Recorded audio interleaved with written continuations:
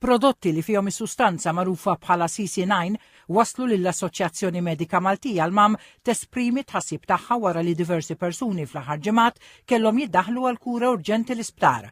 Qalet li dawn il-prodotti bħal cannabis gummies, cakes u cookies li kollhom is-sustanza CC9 iwaslu għal sintomi li jikkawżaw remettar, problemi tal-vista u ħsara fil-fwied.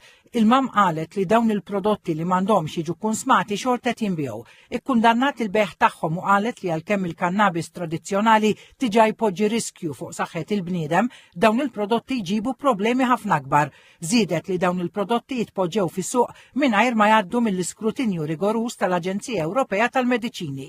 Il-MAM sejħet għall-intervent immedjat mill-Gvern biex dawn il-prodotti jitneħħew mis-suq għax qalet li qed ipoġġu s-saħħa tal-pubbliku f'periklu. L-awtorità dwar l-użu responsabbli tal-kannabis, l-ARUC, qalet li dawn il-prodotti la jitqasmu lanqas jiġu provduti minn assoċjazzjonijiet liċenzjati magħha. Iċ-chairperson eżekuttiv tal-awtorità l-Avukat Joey Renovella qal li dawn jipprovdu biss kannabis naturali skont kif konċess fir-riforma tal-kannabis u li fl-ebda ċirkostanza huma permessi qasmu sustanzi sintetiċi jew semisintetiċi fih dan il-qafas regolatorju li operaw taħtu. Żied li l-prodotti CC9 qed jinbigħu minn entitajiet kummerċjali li jaqgħu mill-kompitu legali tal-ARUC.